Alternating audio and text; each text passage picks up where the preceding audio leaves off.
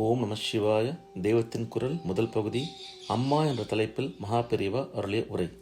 தாய் அன்பை போல கலப்படமே இல்லாத பூர்ணமான அன்பை இந்த லோகத்தில் வேறெங்குமே காண முடியவில்லை. பிள்ளை எப்படி இருந்தாலும் தன் அன்பை பிரதிபலிக்காவிட்டாலும் கூட தாயாராகப்பட்டவள் அதை பொருட்படுத்தாமல் பூரணமான அன்பை செலுத்தி கொண்டே இருக்கிறாள். பெற்ற மனம் பித்து, பிள்ளை மனம் கல்லு என்று இதைத்தான் சொல்லுகிறோம். தேவி அபராத க்ஷமாபண ஸ்தோத்திரம் என்று அம்பாளிடமே நம் குறைகளை சொல்லி மன்னிப்பு கற்றுக்கொள்கிற துதி ஒன்று இருக்கிறது. அதில் துஷ்ட பிள்ளை இருப்பதுண்டு, ஆனால் துஷ்ட அம்மா என்று ஒருத்தி கிடையவே கிடையாது என்று வருகிறது. பரிபூர்ணமான அன்பையும் தன்னலமே இல்லாத உழைப்பையும் அம்மா ஒருத்தியிடம்தான் பார்க்க முடிகிறது. குழந்தையாக பிறக்கிற போதே அம்மாவிடம்தான் ஒட்டி கொள்கிறோம். ஆகாரம் தருவதிலிருந்து சகலத்துக்கும் அவள்தான் குழந்தைக்கு கதியாக இருக்கிறாள். வயது ஏறுகிற சமயத்தை விட பால்யத்தில்தான் தாயார் குழந்தை இருவருக்கும் பரஸ்பர அன்பு மிக அதிகமாக இருக்கிறது. அதிலும் மனித இனத்தை விட பசு குலத்திடம்தான் இந்த அன்பு நிரம்பி ததும்புகிறது. கன்று அம்மா என்று கத்துவதில் உள்ள ஆவல் மாதிரி வேறெங்கும் அன்பை பார்க்க முடியவில்லை. இதை பார்த்துதான் மனுஷ ஜாதியே அம்மா என்று கூப்பிட ஆரம்பித்ததோ என்று தோன்றுகிறது. தமிழில் மட்டுமில்லாமல் தெலுங்கு, மகாராஷ்டிரம், கன்னடம் முதலிய பாஷைகளிலும் அம்மா என்றே தாயாரை சொல்கிறார்கள். மலையாளத்தில் அம்மை என்பார்கள். சமஸ்கிருதத்தில் மா என்றும் அம்பா என்றும் சொல்வதும் இதேதான். ஹிந்தியில் மா, மாயி என்கிறார்கள். இங்கிலீஷ் மம்மி, மம்மா எல்லாமும் கன்றுக்குட்டியின் அம்மாவிலிருந்து வந்தவை போல்தான் இருக்கிறது. இந்த அம்மாவின் அன்பு ஒரு பக்கம் இருக்கட்டும். இவள் இந்த சரீரத்துக்கு மட்டும்தான் அம்மா. அவளுடைய அல்லது நம்முடைய சரீரம் போன பிற்பாடு இந்த அம்மாவுக்கும் நமக்கும் சம்பந்தமே இல்லை. அப்புறம் வேறு கர்ப்பவாசம், வேறே அம்மாள் வருவாள். இப்படி சரீரத்துக்கு மட்டும் அம்மாவாக இல்லாமல் உயிருக்கு அம்மாவாக இருக்கிற ஒருத்தி இருக்கிறாள். சரீரம் அழிகிற மாதிரி உயிர் அழிவதில்லை. இந்த சரீரம் போன பிற்பாடு அந்த உயிர் இன்னொரு சரீரத்துக்கு போகிறது. இந்த உயிரின் அம்மாதான் நமக்கு சாஸ்வதமாக, நிரந்தரமாக, எந்நாளும் தாயாராக இருந்து கொண்டிருக்கிறாள்.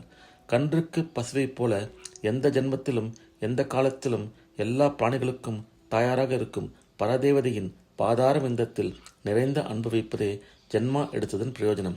ஜென்ம நிவர்த்திக்கும் அதுவே வழி. அதாவது உயிர் சரீரத்தை விட்ட பின் இன்னொரு சரீரத்தில் புகாமல் பேரானந்தத்தில் கரைவதற்கும் அந்த அம்மாதான் கதி. நமக்கு இருக்கிற சக்தியெல்லாம் அவளுடையதுதான்.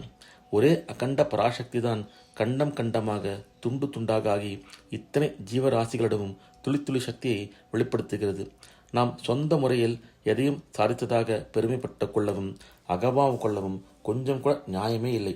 நாம் எதை செய்திருந்தாலும் எல்லாம் அவள் கொடுத்த சக்தியால் தான் நடக்கிறது.